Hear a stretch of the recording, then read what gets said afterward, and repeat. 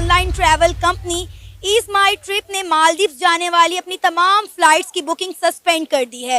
उन्होंने बोला है कि हमारे लिए नेशन फर्स्ट है, बिजनेस लेटर। उन्होंने कहा कि हर साल जो 3 लाख इंडियन मालदीव जाते हैं, अब ईज माई ट्रिप उनकी बुकिंग नहीं करेगा, बल्कि हम लक्षद्वीप को मालदीव से ज्यादा बेहतर इंटरनेशनल डेस्टिनेशन बनाएंगे।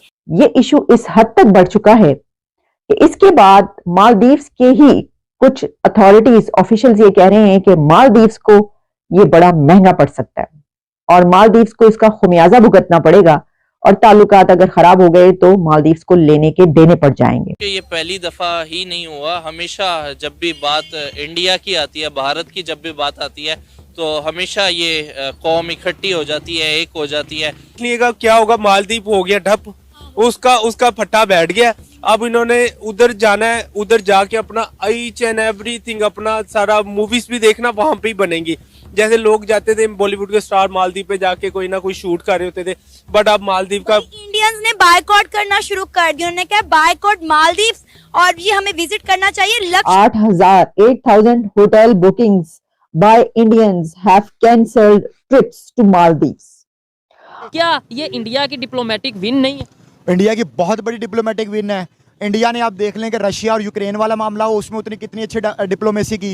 ये इसराइल और फलस्तीन वाला मामला हो, उसमें उन्होंने बहुत अच्छी डिप्लोमेसी की। अबू धाबी जैसी कंट्रीज जो इस्लामिक कंट्रीज है, वो भी कोई चीज़ इनैगुरेट वगैरह करना होता है तो इंडियन प्राइम मिनिस्टर को इन्वाइट करती है। मैंने कभी नहीं देखा कि पाकिस्तानी प्राइम मिनिस्टर को जो है वो कहीं बुलाया जा रहा हो। यहाँ पे जो सबसे ज्यादा बेड़ा घर किया हुआ है वो हमारे मौलवियों ने किया हुआ है, सीधी सी बात है। उन्होंने हमें गलत पट्टियां पढ़ाई हुई हैं। नरेंद्र मोदी वहाँ गए हैं स्पेशली खुद, तो वो इसको प्रमोट करना चाह रहे हैं उस प्लेस को, और ये शो करना चाह रहे हैं कि हमारे मुल्क में भी उतनी ही खूबसूरती है, बल्कि उससे बढ़कर खूबसूरती। आपको पता होगा सोशल मीडिया पर इस वक्त लक्षद्वीप वर्सेस जो है मालदीव चल रहा है, ट्रेंडिंग में जा रहा है, और जो भी मामलात हो रहे हैं उनको मद्देनजर रखते हुए इंडियंस ने जो है बायकॉट करना शुरू कर दिया मालदीव्स का। और एक बहुत बड़ी ट्रैवल एजेंसी है ईज माई ट्रिप, उन्होंने मालदीव जाने वाली अपनी तमाम फ्लाइट्स की जो बुकिंग है वो कैंसिल कर दी है, सस्पेंड कर दी। उन्होंने बोला है कि जी हमारे लिए नेशन फर्स्ट है, बिजनेस लेटर। क्या कहेंगे आप इस सारे मामले पर,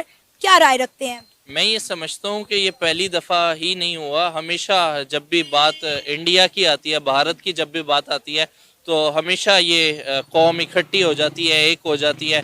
और मतलब देखें, भारत जिस तरीके से पूरी दुनिया में बिज़नेस प्रोवाइड करता है, टूरिज़म का जो है वो बहुत ज़्यादा एक इंडियंस की तादाद है जो हर कंट्री का विज़िट करती है। इस तरह मालदीव की भी बात की जाए तो एक भारत से एक बहुत बड़ी कम्युनिटी जो है वो मालदीव की तरफ विज़िट करती थी। तो अगर इस तरह का कोई स्टेप्स देखने में आया है तो मैं ये समझता हूँ कि ये कोई पहली दफ़ा नहीं है।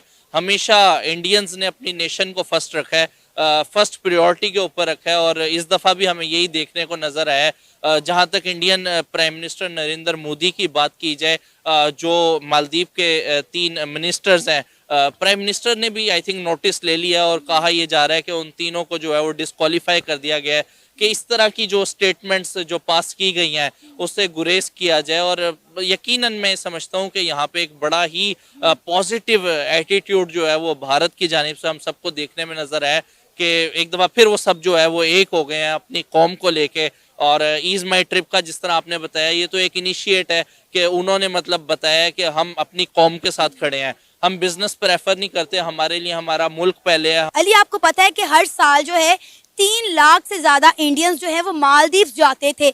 अब आप देखिए कि अगर हम मालदीव की बात करें तो मालदीव की इकॉनमी टिकी हुई टूरिज्म के ऊपर है, और उन्हें ज्यादा बिजनेस कौन देते हैं? इंडियंस।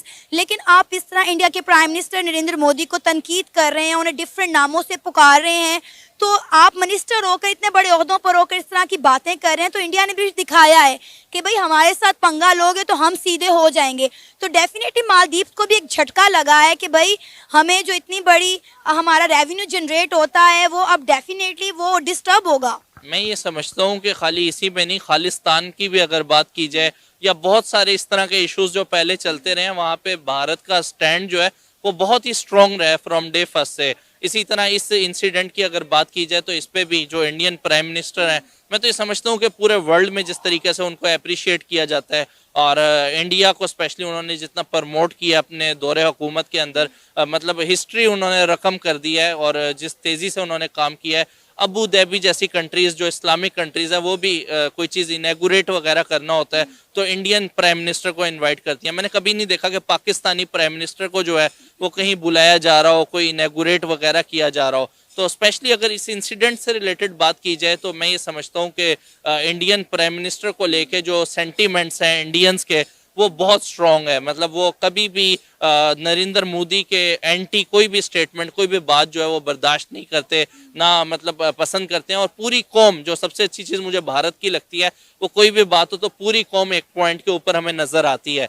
तो इसी तरह इस इंसिडेंट के ऊपर भी हुआ। और मालदीव के अगर मिनिस्टर्स की बात की जाए तो उनको भी वहाँ पे एक्शन लेना पड़ा, क्योंकि जिस तरीके से आपने बताया कि 3 लाख इंडियंस जो है वो ट्रैवल करते हैं। तो कोई भी कंट्री ये नहीं चाहेगी कि जो एक टूरिज्म है या जिस चीज़ के ऊपर उनकी पूरी इकोनॉमी स्टैंड करती है, वो एक ऐसी कंट्री के आगे जो है वो स्टैंड लें जिससे उनकी अपनी कंट्री जो है वो इफेक्ट हो। आपको पता है ईस्ट माई ट्रिप वालों की तरफ से एक स्टेटमेंट सामने आई। उन्होंने बोला है कि हम जो है लक्षद्वीप को इंटरनेशनल डेस्टिनेशन बनाएंगे और जितना टूरिज्म पहले मालदीव में हो रहा था अब वो सारा लक्षद्वीप में हम लेकर आएंगे।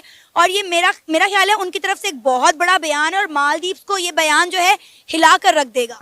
मुझे लगता है अगर उन्होंने दिया है तो वो कर भी देंगे, वो कर भी देंगे, क्योंकि ऐसा नहीं है कि पहली दफ़ा उन्होंने कोई बात कही है और हम देख रहे हैं। उन्होंने इससे पहले भी जो भी बात किया वो करके दिखाते हैं। इस वक्त एक बड़ी खबर हमारे सामने ये आ रही है कि मालदीव्स गवर्नमेंट की तरफ से उनके 3 मिनिस्टर्स को सस्पेंड कर दिया गया है, उनके ओहदों से फारिग कर दिया गया है, क्योंकि उन मिनिस्टर्स ने Indian prime minister Narendra Modi साहब के खिलाफ कुछ ऐसी जुबान इस्तेमाल की थी, ऐसे डेरोगेटरी कमेंट्स पास किए थे कि जिसके बाद उनको सस्पेंड कर दिया गया है।